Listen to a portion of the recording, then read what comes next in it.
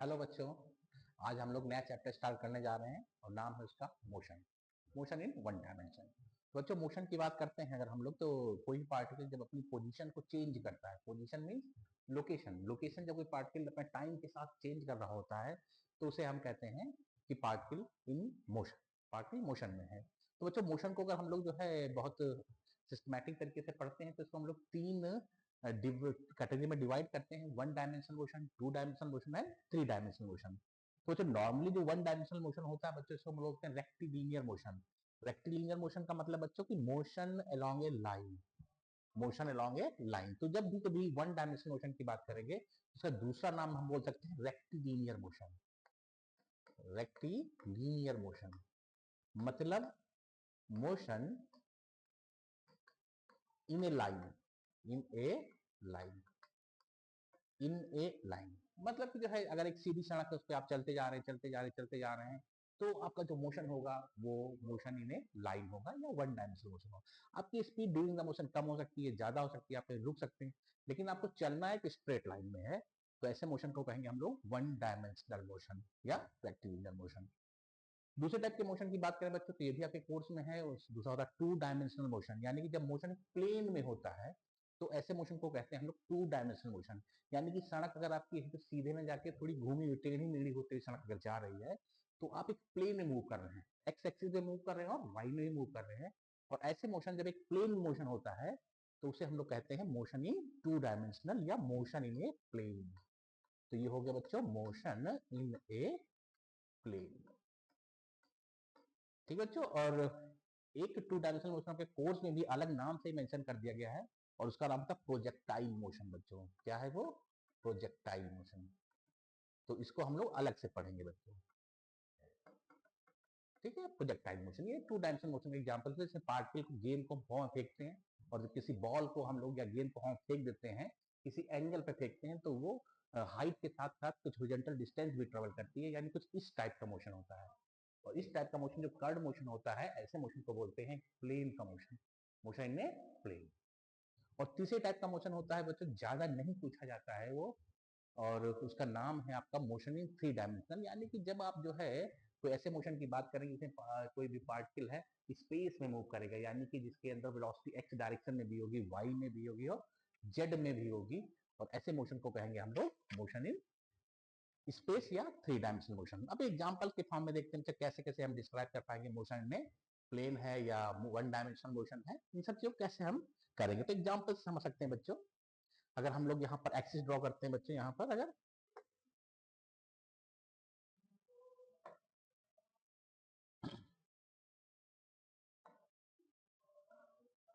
हाँ बच्चों, तो यहाँ पे एक्सिस ड्रॉ करते हैं बच्चों हम लोग, तो अगर देखते हैं हम लोग यहाँ पर, तो ये एक्सिस ड्रॉ किया बच्चों हम लोगों ने। यहाँ पर अगर हम बात करते हैं तो ये रहा आपका,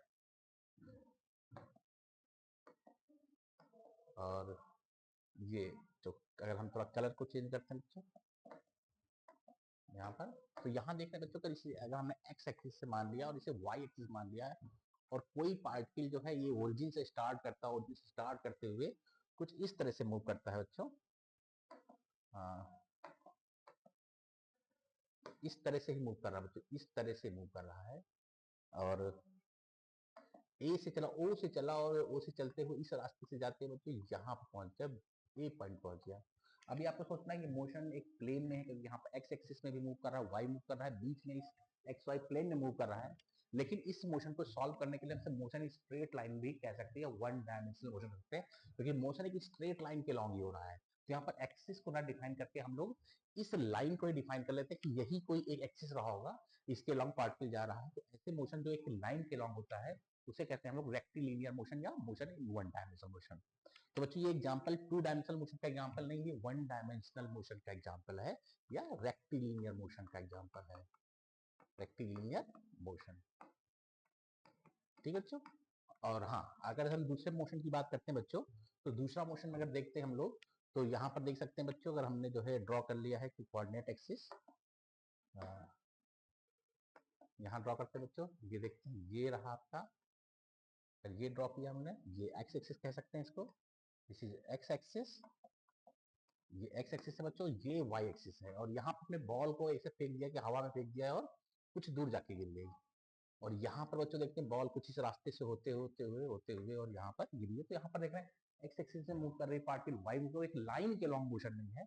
और ऐसे मोशन को एक प्लेन में ड्रॉ कर पाते हैं ऐसे मोशन को, तो ऐसे मोशन को बोलते हैं हम लोग 2 डायमेंशनल मोशन या 1 डायमेंशनल मोशन, या इसी को हम लोग नए नाम से पढ़ेंगे, इस टाइप के मोशन को प्रोजेक्टाइल मोशन पढ़ेंगे। तो ये हो गया motion in a plane, motion in a plane. ठीक है बच्चों। और तीसरे टाइप का मोशन होता है वो एक टफ मोशन होता है, जिसमें हम लोग कह सकते हैं कोई पार्टिकल इस तरह से जो है हेलिकल पाथ में जा रहा हो, कुछ इस तरह से जा रहा है बच्चों। तो यहाँ देखो एक जो है इस एक प्लेन हो गया, उस प्लेन से ऊपर की ओर मूव कर रहा है। तो ऐसे मोशन को हम क्या कहेंगे बच्चों? 3 डायमेंशनल मोशन, जिसमें पार्टिकल में एक्स वाई जेड तीनों ही डायमेंशन में मोशन होता है बच्चों। तो इस तरह से हमने मोशन को डिवाइड कर डायरेक्शन के लॉन्ग हिसाब से डिवाइड कर लिया है, 1 डायमेंशनल मोशन, 2 डायमेंशनल मोशन और 3 डायमेंशनल मोशन। तो बच्चों स्टार्ट करते हैं, सबसे पहले हम लोग पढ़ेंगे 1 डायमेंशनल मोशन या रेक्टिलिनियर मोशन। लेकिन मोशन को स्टार्ट करने से पहले हम लोग को कुछ इंपॉर्टेंट टर्म्स होते हैं जो बार बार इस मोशन में काइनेमेटिक्स में यूज करेंगे, रेक्टिलिनियर मोशन में यूज करेंगे या 2D डायमेंशन में यूज करेंगे हम लोग। तो उनको हम लोग देखते हैं बच्चों, सीखते हैं। तो यहाँ देखते हैं बच्चों, हाँ पहला जो है यहाँ देखते हैं बच्चों, हम लोग देखते हैं यहाँ पर जो रेक्टिलिनियर मोशन की बात करेंगे, क्योंकि सबसे पहले हम लोग रेक्टिलिनियर मोशन ही पढ़ेंगे, फिर 2 डायमेंशन, फिर 3 डायमेंशन की बात करेंगे। तो रेक्टिलिनियर मोशन की बात करते हैं। तो मोशन अभी हमने समझ लिया है कि रेक्टिलिनियर मोशन क्या होता है बच्चों। In rectilinear motion, motion is in 1 dimension. जब हम 1 डायमेंशन मोशन की बात करते हैं बच्चों, तो ऐसे मोशन कहते हैं हम लोग रेक्टिलिनियर मोशन, है ना बच्चों। तो ये है 1 डायमेंशन मोशन, तो ऐसे मोशन कहेंगे हम लोग रेक्टिलिनियर मोशन। और देखते हैं बच्चों कुछ टर्म्स की बात अगर हम लोग करते हैं यहाँ पर कि जो है कौन कौन से टर्म इंपॉर्टेंट होते हैं बच्चों। तो यहाँ हम देख पा रहे हैं कि जो है कुछ टर्म्स लिखे गए, जैसे कि यहाँ पर रेस्ट है, मोशन है, या फ्रेम ऑफ रेफरेंस। ये आपके लिए कुछ नया होगा कि फ्रेम ऑफ रेफरेंस क्या होता है बच्चों। लेकिन इससे पहले भी हम लोग 2 और टर्म की बात करेंगे। यहाँ पर एक टर्म होगा बच्चों ऑब्जेक्ट और दूसरा होगा ऑब्जर्वर। यहाँ पहला टर्म हम पढ़ेंगे object, object and second is observer. ठीक है। तो ऑब्जेक्ट की बात करते हैं तो यहाँ पर ऑब्जेक्ट फिजिक्स में डिफाइन किया कि ऑब्जेक्ट वो चीज है जिसको हम ऑब्जर्व करते हैं। जिस भी इंटिटी को हम लोग ऑब्जर्व करते हैं, जिस क्वांटिटी को ऑब्जर्व करते हैं, दैट इज कॉल्ड ऑब्जेक्ट। जैसे कि हम हैं, हम जो ट्रेन को देख रहे हैं तो ट्रेन हमारे लिए ऑब्जेक्ट हो गया। ठीक है। आप लोग हमें देख रहे हैं तो हम आपके लिए ऑब्जेक्ट हो गए। तो जो चीज भी ऑब्जर्व की जाती है दैट इज कॉल्ड ऑब्जेक्ट। दूसरा थी होता है ऑब्जर्वर। तो जो ऑब्जर्व कर रहा होता है, ऑब्जेक्ट को जो ऑब्जर्व करता है उसे कहते हैं ऑब्जर्वर। जैसे कि हमने ट्रेन को देखा तो हम ऑब्जर्वर हो गए और ट्रेन ऑब्जेक्ट हो गया। आपने हमें देखा तो हम ऑब्जेक्ट और आप ऑब्जर्वर। या आप बोर्ड देख रहे होंगे तो बोर्ड आपके लिए ऑब्जेक्ट है और आप लोग क्या है? ऑब्जर्वर। तो बेसिकली जो ऑब्जर्व करता है दैट इज ऑब्जर्वर, और जिसको ऑब्जर्व किया था दैट इज कॉल्ड ऑब्जेक्ट। और दूसरे टर्म की बात करते हैं बच्चों यहाँ पर रेस्ट। रेस्ट की बात करते हैं तो रेस्ट या मोशन की बात करते हैं तो रेस्ट एंड मोशन की बात करने के लिए पहले हमें देखना होगा बच्चों पोजीशन क्या चीज होती है। तो अगर हम पोजीशन की बात करें बच्चों तो पोजीशन टर्म बार बार यूज किया जाएगा, फिजिक्स में यूज किया जाएगा। तो पोजीशन देख लेते हैं हम लोग, उसके बाद हम आपको समझा पाएंगे कि जो है रेस्ट क्या होता है, मोशन क्या होता है बच्चों। यहाँ पोजीशन की बात करते हैं बच्चों तो पोजीशन का मतलब होता है location in space of object. Location in space, location in space.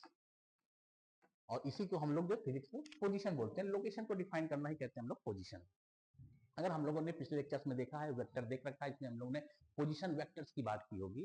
तो यहाँ पर हम लोग देखें बच्चों तो यहाँ पर हम अगर जो है यहाँ पर ड्रॉ करते हैं बच्चों, कोई एक्सिस ड्रॉ कर लेते हैं और मान लेते हैं कोई ऑब्जर्वर या ऑब्जेक्ट किसी की जिसकी पोजीशन में डिफाइन कर लेते हैं। मान लेते हैं ए पॉइंट पर है बच्चों, और ए पॉइंट पर है, और यहाँ पर हम देख पा रहे हैं बच्चों यहाँ पर अगर हाँ इसकी जो है पोजीशन वेक्टर बच्चों, अगर ये देखिए अगर हमें यहाँ पे एक ड्रॉ करते हैं, ओरिजिन से हमने एक वेक्टर ड्रॉ किया है और इस वेक्टर ओरिजिन से स्टार्ट हुआ है और इस पोजीशन को, इसकी पोजीशन को, इसका हेड, वेक्टर का हेड एक ही लोकेशन को टच कर रहा है। इसका मतलब ये वेक्टर जो होगा इसको कहते हैं हम लोग position vector of A. Position vector of A, position vector. ठीक बच्चों। ये तो ए का पोजीशन वेक्टर हमने क्या डिफाइन किया? ए, यानी कि लोकेशन जो है वो इस ओरिजिन से क्या है? आर वेक्टर की डिस्टेंस पर है। आर वेक्टर है इसकी लोकेशन। तो पोजीशन वेक्टर को हम लोग वेक्टर फॉर्म में डिफाइन करते हैं, या आप लोग हम लोग छोटी क्लास में जानते हैं पोजीशन को डिफाइन करने के लिए हम कह सकते हैं कि अगर ए का कोऑर्डिनेट एक्स कामा वाई कामा जेड है तो कह सकते हैं कि ए की जो पोजीशन होगी वो एक्स कामा वाई कामा जेड है। बट यहाँ पर क्वेश्चन हमें वेक्टर्स के मेथड से भी सॉल्व करने के बच्चों, इसलिए हम पोजीशन वेक्टर को समझना है। तो किसी भी ऑब्जेक्ट या ऑब्जर्वर की पोजीशन को हम लोग पोजीशन वेक्टर के फॉर्म में डिफाइन करते हैं, वेक्टर के फॉर्म में डिफाइन करते हैं, that is called position vector. तो ए का पोजीशन वेक्टर ये है बच्चों, जैसे जैसे ए आगे की ओर मूव करते हुए, ये इस पॉइंट से मूव करते हुए अगर मान लेते इस पॉइंट पे आ गया बच्चों, तो इसका जो है नए जो पोजीशन वेक्टर हो जाएगा दैट इज r1 से क्या हो गया बच्चों r2। तो नए पोजीशन पे गया तो उसका उस पॉइंट का उस लोकेशन का पोजीशन वेक्टर भी चेंज हो गया होगा, तो r1 से कहां पहुंच गया वो r2 पर। इसका मतलब ये पार्टिकल जो है ये अपनी पोजीशंस को चेंज कर रहा है, और जब कोई पार्टिकल अपनी पोजीशन को चेंज करता है तो कहते हैं कि पार्टिकल मोशन में है। तो बेसिकली मोशन के डेफिनेशन की बात क्या होती है बच्चों, कि जब कोई पार्टिकल अपनी पोजीशन को चेंज करे दैट इज कॉल्ड मोशन। अगर कोई पार्टिकल को हम देख रहे हैं कि अपनी पोजीशन को नहीं चेंज कर रहा है तो that is called particle is at rest. Rest में होने का मतलब पार्टिकल अपनी पोजीशन को चेंज ना करे, जहां पर है वहीं पे हमें दिखाई दे हमेशा, और ऐसे केस में हम कहेंगे पार्टिकल रेस्ट पर है। अगर पार्टिकल अपनी पोजीशन चेंज करते हुए हमें दिखाई दे रहा है टाइम के साथ, तो हम कह देंगे पार्टिकल मोशन में है। तो यहाँ पर एक और टर्म हमने देखा था बच्चों, इस टर्म को देखा था हमने यहाँ पर फ्रेम ऑफ रेफरेंस। ये आपके लिए बिल्कुल नया टर्म होगा कि फ्रेम ऑफ रेफरेंस क्या होता है। तो सबसे पहले डिफाइन करते हैं कि फ्रेम ऑफ रेफरेंस है क्या, और उसके बाद हम लोग चीजें आगे पढ़ेंगे। तो फ्रेम ऑफ रेफरेंस क्या है बच्चों, फ्रेम ऑफ रेफरेंस। तो फ्रेम ऑफ रेफरेंस का मतलब है बच्चों कि ऑब्जर्वर जिस प्लेटफॉर्म पे खड़े हो करके ऑब्जेक्ट को ऑब्जर्व करता है, उस प्लेटफॉर्म को ही हम लोग कहते हैं फ्रेम ऑफ रेफरेंस, या जिस रीजन में ऑब्जर्वर खड़ा है उस रीजन को कहते हैं हम लोग फ्रेम ऑफ रेफरेंस। जैसे अगर हम ट्रेन पे खड़े हैं और चीजों को देख रहे हैं, ऑब्जर्व कर रहे हैं, तो हम ट्रेन के फ्रेम में हो गए। हम अगर जो है सड़क पे खड़े हैं तो हम सड़क के फ्रेम में, अगर हम क्लास में खड़े होकर टीच कर रहे हैं और तो हम क्लास की फ्रेम में हो गए। तो platform eight which object is observed bye observer is called reference frame या फ्रेम ऑफ रेफरेंस। तो क्या होता है बेटा, प्लेटफॉर्म प्लेटफॉर्म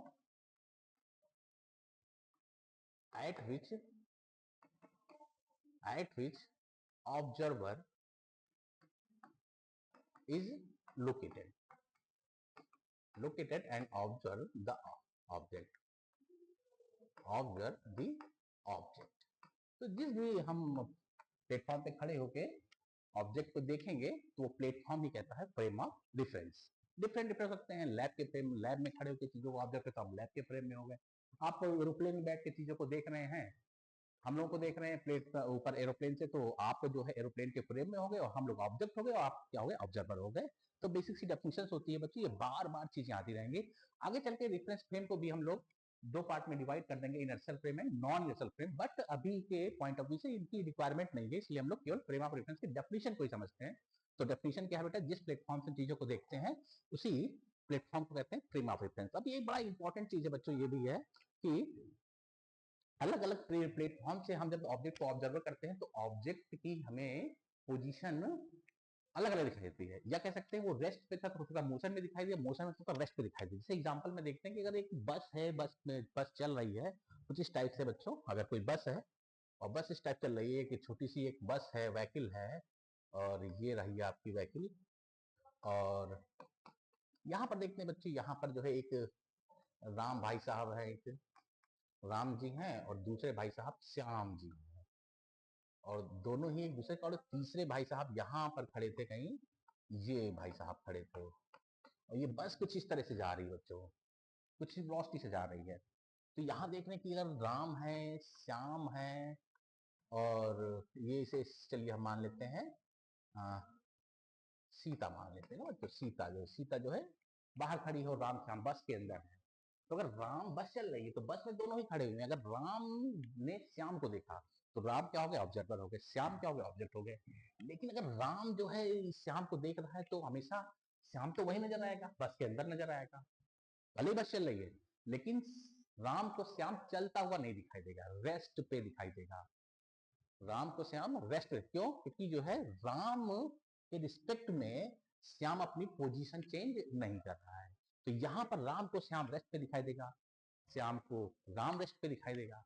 लेकिन यहाँ पे बात करें बच्चों, अगर जो राम ने यहाँ पर सीता को देखा होता, जो सीता बाहर खड़ी है इस बस के बाहर खड़ी है, बस चल रही है, तो यहाँ पर हमें दिखाई देता कि राम देख रहा कि सीता जो है पीछे की ओर मूव कर रही है। जैसे कि हम लोग ट्रेन से बाहर देखते हैं तो देखते हैं कि जो है ट्रेन के बाहर जो भी चीजें होते हैं, पेड़ पौधे होते हैं, जो भी चीजें होती हैं वो अपोजिट डायरेक्शन में करती हैं। वैसे ही ये राम जब सीता को देखेगा तो लगेगा सीता अपोजिट डायरेक्शन में जा रही है, और इसकी लगातार राम के रिस्पेक्ट में डिस्टेंस भी चेंज, डिस्प्लेसमेंट भी चेंज हो रही होगी। तो कह सकते हैं कि राम के रिस्पेक्ट में सीता मूव कर रही है, और सीता देखेगी राम को भी आगे की ओर मूव कर रहा है, तो सीता के रिस्पेक्ट में राम भी मूव कर रही है। तो जब बच्चों जब भी कभी रेस्ट या मोशन की बात करेंगे तो सबसे पहले हम बात कर लेंगे ऑब्जेक्ट क्या है, ऑब्जर्वर क्या है, किस ऑब्जर्वर के रिस्पेक्ट में ऑब्जेक्ट रेस्ट पे है या मोशन में है। जैसे हम सब लोग अर्थ पे खड़े हैं, मूव कर रही है, सबको पता है मूव कर रही है, लेकिन अर्थ मूव कर रही है, उसके बाद भी हम एक दूसरे के रिस्पेक्ट में क्या है, रेस्ट पे दिखाई देते हैं कि हम एक दूसरे के रिस्पेक्ट में अपनी पोजीशन चेंज नहीं कर रहे होते हैं। इसी तरह से बस में बैठे हुए सारे आदमियों को राम रेस्ट पे ही देखेगा। तो जब भी कभी हम रेस्ट या मोशन की बात करेंगे सबसे पहले हम डिफाइन करेंगे who is observer and what is object. ठीक है बच्चों, तो ये रहा आपका जो है reference frame, rest and motion. कुछ और देखते हैं बच्चों, हम लोग आगे चीजें बढ़ते हैं हम लोग, और आगे देखते हैं कि यहाँ पर जो पहला जो इंपॉर्टेंट टर्म आने वाला है आपके लिए वो है displacement and distance. Displacement and distance, तो बच्चों यहाँ पर आप लोग जो छोटी क्लासेस में पढ़ के आए होंगे कि डिस्टेंस क्या होती है। अगर एक्चुअल पार्ट ये साइक्लिस्ट है बच्चों, ये जो है और ये जो है लगातार जो है इस रास्ते से होते हुए, कर्व रास्ते से होते इस पॉइंट पे आ गया, तो ये जो एक्चुअल पाथ कवर्ड होता है दैट इज कॉल्ड डिस्टेंस। और फिर यहाँ पर कहते हैं बच्चों डिस्प्लेसमेंट क्या है, डिस्प्लेसमेंट के लिए पाथ की रिक्वायरमेंट नहीं होती है, हमें केवल इनिशियल एंड फाइनल पोजीशन की रिक्वायरमेंट होती है कि यहाँ पर देखें साइक्लिस्ट है और ये घूम के यहाँ पहुंच गया, तो इसकी इनिशियल पोजीशन ये थी और फाइनल पोजीशन ये हो गई। अगर इनिशियल से फाइनल पोजीशन की शॉर्टेस्ट डिस्टेंस जो होती है दैट इज कॉल्ड डिस्प्लेसमेंट। अगर हम इसको लाइन से जोड़ देंगे तो दैट डिस्प्लेसमेंट, और ये जो एक्चुअल पाथ कवर किया इसलिए इसने कहा हमने डिस्टेंस। तो डिस्टेंस क्या होता है, एक्चुअल पाथ कवर, और डिस्प्लेसमेंट क्या होता है बच्चों, shortest distance between initial and final position. ठीक है बच्चों, और यहाँ पर बच्चों डिस्प्लेसमेंट को डिफाइन किया, कुछ इंपॉर्टेंट पॉइंट्स होते हैं डिस्प्लेसमेंट को लेकर के, इसको भी हम लोग देख सकते हैं बच्चों। तो यहाँ देख रहे हैं कि जो है the change in the position of a moving object known as displacement. तो कह रहे हैं बच्चों डिस्प्लेसमेंट का बेसिकली मतलब होता है कि पार्टिकल ने अपनी पोजीशन को कितना चेंज कर लिया है, जितना चेंज करता है पोजीशन को दैट इज कॉल्ड डिस्प्लेसमेंट। तो यहाँ देखते हैं बच्चों, अगर हमने इसके कोऑर्डिनेट एक्सिस माना एक्स एक्सिस, से माना वाई एक्सिस, अगर कोई पार्टिकल पहले इनिशियल पोजीशन ए पे था और वो मूव करते हुए यहाँ आ गया, बी पे आ गया बच्चों, तो ए इनिशियल पोजीशन थी और बी फाइनल पोजीशन थी, ये वन था फर्स्ट पोजीशन, तो ये सेकंड पोजीशन थी। अगर हम बात करें बच्चों तो डिस्प्लेसमेंट जो होगी, ये भले ही किसी भी रास्ते से गया हो, ऐसे गया हो, ऐसे टेढ़े मेढ़े रास्ते से गया, या ऐसे भी गया हो, या मां, ठीक है बच्चों, लेकिन ए और बी जो भी इनिशियल और फाइनल पोजीशन होगी उनको हम लोग लाइन से ज्वाइन कर देंगे, और जो भी लाइन ज्वाइन करने के बाद जो वेक्टर मिलेगा दैट इज कॉल्ड डिस्प्लेसमेंट। तो इसे कह सकते हैं हम लोग डिस्प्लेसमेंट। क्या हो जाएगा बच्चों, अगर ये मान लिया इनिशियल वेक्टर r1 था और ये फाइनल वेक्टर क्या हो गया r2, तो बच्चों यहाँ पर डिस्प्लेसमेंट जो हो जाएगा एस वेक्टर जो हो जाएगा final position minus initial position. Always displacement क्या होता है बच्चों, final position vector minus initial position vector, इसे कहते हैं हम लोग displacement vector. r2 minus r2 vector minus r1 vector. ठीक है बच्चों, दूसरा पॉइंट देख लेते हैं बच्चों, यहाँ पर दिया हुआ है the vector joining the initial position of the particle of final position during an interval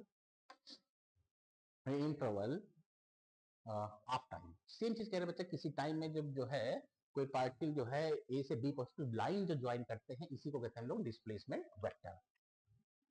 फिर कह रहे हैं बच्चे यहाँ displacement can be negative, displacement can be negative, positive और जीरो। तो डिस्प्लेसमेंट बच्चों नेगेटिव भी हो सकता है, पॉजिटिव भी हो सकता है और जीरो भी हो सकता है। ऑब्वियस है बच्चों, डिस्प्लेसमेंट अगर हमने एक डायरेक्शन को इधर पॉजिटिव माना है तो दूसरी डायरेक्शन डिस्प्लेसमेंट क्या हो जाएगा नेगेटिव। से हम अगर ईस्ट से वेस्ट जा रहे हैं तो हमारा डिस्प्लेसमेंट पॉजिटिव, तो वेस्ट से ईस्ट जब आएंगे तो डिस्प्लेसमेंट क्या हो जाएगा नेगेटिव। जीरो भी हो सकता है बच्चों, जैसे कि जो है जीरो की बात करें, पार्टिकल ए से चलता घूम के ऐसे ए पे आ जाए भाई, तो इसका जो है जिस पोजीशन पे था उसी पोजीशन पे आ गया है, तो कह देंगे कि जो है इनिशियल फाइनल पोजीशन सेम हो गई है, इसलिए डिस्टेंस जो शॉर्टेस्ट डिस्टेंस थी between A and B zero, तो डिस्प्लेसमेंट क्या हो जाएगा जीरो। तो displacement may be positive, may be negative और मे बी जीरो। ठीक है, आई थिंक आपको समझ में आएगा बच्चों। नेक्स्ट देखते हैं बच्चों यहाँ पर, हाँ डिस्टेंस पे आते हैं बच्चों। तो डिस्टेंस यहाँ देखते हैं बच्चों, तो डिस्टेंस द इसमें लिखा होता है length of the actual path travelled by the particle during a given time interval is called distance. हाँ जो एक्चुअल पाथ को कवर होता है उसी को हम डिस्टेंस कहते हैं। फिर देखिए नेक्स्ट पॉइंट देखते हैं तो क्या लिखा है, distance travelled between two points may not be equal to the magnitude of the displacement between the same points. कह रहे हैं बेटा कि दो पॉइंट्स के बीच में डिस्प्लेसमेंट सेम है तो उसके डिस्टेंस अलग हो सकती है, यानी कि डिस्टेंस और डिस्प्लेसमेंट दो पॉइंट के बीच में अलग हो सकती है, बिल्कुल हो सकती है बच्चों। जिससे पहले भी हमने देखा है यहाँ पर डिस्टेंस अलग होगी, डिस्प्लेसमेंट अलग होगी। ये हम इसे देख पा रहे हैं बच्चों। यहाँ पर देखिए डिस्टेंस एक्चुअली में जो एक्चुअल पाथ कवर्ड है जो कि बहुत ज्यादा है, और डिस्प्लेसमेंट एक छोटा सा डिस्प्लेसमेंट है। अगर डिस्प्लेसमेंट की मैग्नीट्यूड की बात करें तो छोटी सी जो है लेंथ आएगी, और एक्चुअल पाथ कवर्ड बहुत ज्यादा, इसलिए डिस्टेंस बहुत ज्यादा होगी। तो डिस्टेंस और डिस्प्लेसमेंट दो अलग अलग चीजें होती हैं। हाँ अगर बात करते हैं बच्चों तो डिस्प्लेसमेंट एक वेक्टर क्वांटिटी होती है और डिस्टेंस एक स्केलर क्वांटिटी होती है, और दोनों की यूनिट मीटर होती है। साइज सिस्टम में डिस्प्लेसमेंट हो या डिस्टेंस, दोनों की यूनिट मीटर होती है बच्चों। नेक्स्ट चलते हैं बच्चों, यहाँ एक एग्जांपल दिया बच्चों यहाँ पर जो है, और कोई पार्टिकल है, Ram takes path 1 to go from P to Q and Shyam takes path two ये रहा बच्चों पी से क्यू। एक सेमी सर्कुलर है, सेमी सर्कल में गया है श्याम, और राम जो गए हैं पी से क्यू गए बच्चों। और यहाँ पूछा गया find the distance travelled by Ram and Shyam. तो राम वन पाथ पे जाते हैं बच्चों, और श्याम, ये राम का पाथ हो गया वन पाथ, और ऊपर वाला पाथ हो गया श्याम का हो गया। तो बोले भाई distance travelled by Ram and Shyam, तो राम का डिस्टेंस ट्रेवल्ड बाय राम हम लोग देखते हैं, डिस्टेंस ट्रेवल्ड बाय राम। तो यहाँ देख पा रहे बच्चों हम लोग कि एक्चुअल पाथ कवर राम यहाँ से चला यहाँ आ गया, तो दिख रहा हमको ये जैसे 100 मीटर। अब देख पा रहे हैं बच्चे ये रहा 100 मीटर। फिर कह रहे हैं कि जैसे श्याम कितना पाथ कवर किया, तो distance travelled by Shyam, distance travelled by Shyam. ठीक है तो यहाँ पर देखें डिस्टेंस ट्रेवल्ड बाय श्याम। तो ये एक सेमी सर्किल में गया है बच्चों, और सेमी सर्किल की जो लेंथ होती है वो पाई आर होती है बच्चों। कितनी होती है? पाई आर। तो हम लिख सकते हैं पाई आर। आर बच्चों हम देख पा रहे हैं कि आर जो होगा यहाँ से, ये डायमीटर 100 है तो आर 50 सेंटीमीटर आएगा बच्चों। तो that is 50 pi, pi into 50, 50 pi metre. Unit क्या होती है बच्चों उसकी? मीटर। फिर डिस्प्लेसमेंट की बात करते हैं बच्चों। तो डिस्प्लेसमेंट यहाँ देखें बच्चों, इनिशियल पोजीशन भी दोनों की सेम थी, फाइनल पोजीशन भी दोनों की सेम थी, इसलिए दोनों का डिस्प्लेसमेंट भी सेम होगा। तो डिस्प्लेसमेंट क्या होगा बच्चों? एस की बात कर रहे हैं, दोनों का सेम आएगा। एस जो हो जाएगा बच्चों ये क्या हो जाएगा? 100 मीटर। वेक्टर क्वांटिटी होती है तो हम डायरेक्शन को डिफाइन कर सकते हैं। डिफाइन क्या है? Towards east. क्या बच्चों? टुवर्ड्स ईस्ट, टुवर्ड्स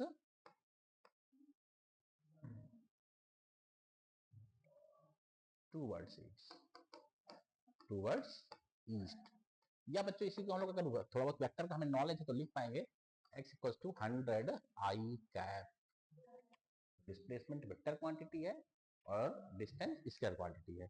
एक और इंपॉर्टेंट पॉइंट है बच्चों, उसको हमें देखना है, समझना है। ये समझना ये है बच्चों, यहाँ देख सकते हैं, चलो हम समझाते हैं बच्चों आपको।